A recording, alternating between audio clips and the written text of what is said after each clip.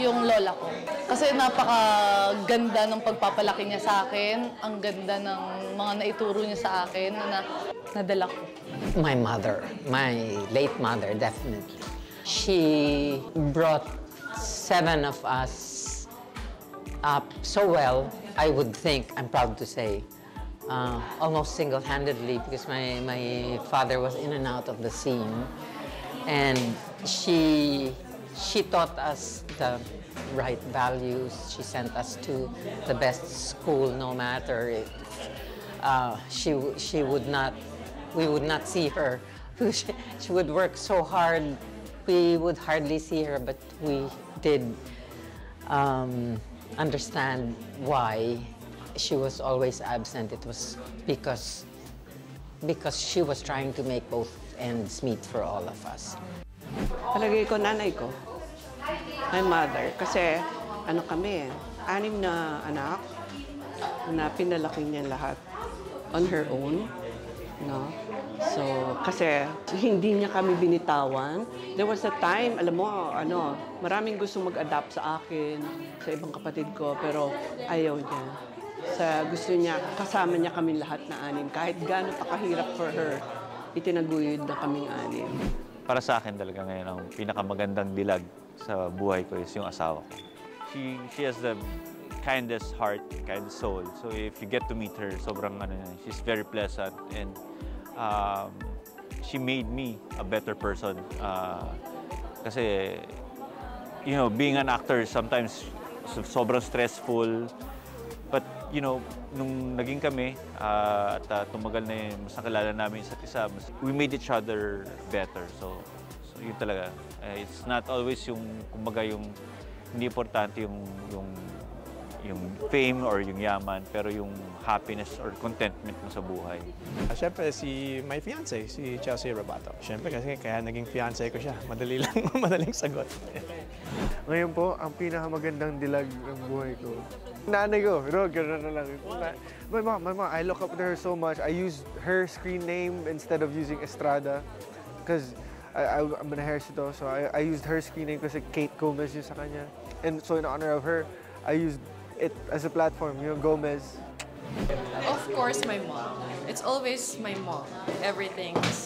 She's been doing everything a lot for, like, pag-aalaga, pagiging, alam mo yun, kasi babae ako eh.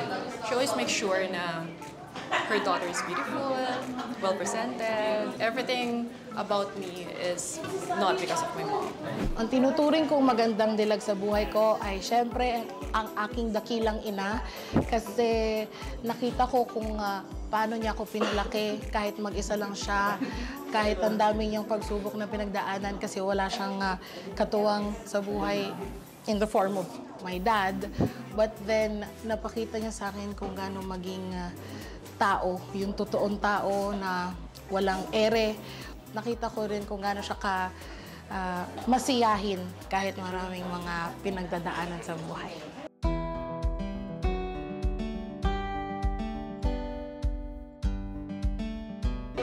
Yung kung paano ka makitungo sa tao at saka kung paano ka rumispeto sa kapwa mo at kung paano mo dalhin yung sarili mo. Always what's inside, always laging ang ano ko is the heart of a person, her compassion, the way she relates and helps other people grow. I would think she should be sympathetic. Magandang loob, more than yung outside. Of course, it helps also na may itsura ka, but it's more of yung kalooban. Kung ano yung nasa puso, yun, na aapaw yun sa labas. Makikita mo ang kagandahan. How you are to yung iba-ibang klase ng tao. Hindi lang yung, kumbaga, yung porket ito sikat or ito kilala or ito nasa mataas sa posisyon, doon ka lang magiging mabait. Yung kahit sa mga maliliit na tao. Sa akin, kailangan magandang puso niya. Kailangan pure siya. Pure bilang magalang at family-oriented. Basta, sa akin, titignan ko pag magiging magandang dilag is yung magandang puso nila. Nice.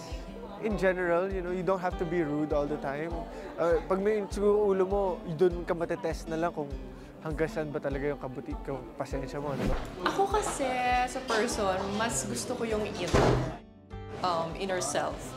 Siguro kapag nakilala ko siya more deeply, doon ko makikita yung beauty in her. Hindi lang siya sa panlabas na anyo. Para sa akin, mas importante yung nasa puso mo, kung gaano ka tumrato ng ibang tao, ng kapwa mo. Ano? Agad ako? Ako lang to. Hello Global Pinoys, this is Adrian Alandi. Abangan niyo po ang magandang dilag sa GMA Pinoy TV. Hello Global Pinoys! My name is Rielo Madilla at iniimbitahan ko po kayong lahat na manood ng world premiere ng Magandang Dilag. Hello Global Pinoys, this is Maxine Medina. I'd like to invite you na sana mapanood niyo po ang Magandang Dilag on GMA Pinoy TV. Ay, abangan niyo po ang Magandang Dilag sa GMA Pinoy TV. Abangan niyo po ang magandang dilag on GMA Pinoy TV. Hello, Global Pinoys. I am Rob Gomez and I am inviting you to watch Magandang Dilag po all over the world. Guys, support us. We love you on GMA Pinoy TV. Please watch Magandang Dilag on GMA Pinoy TV. Hi, ako po si Herlyn Nicole Budol at syempre abangan niyo po ang Magandang Dilag sa GMA Pinoy TV.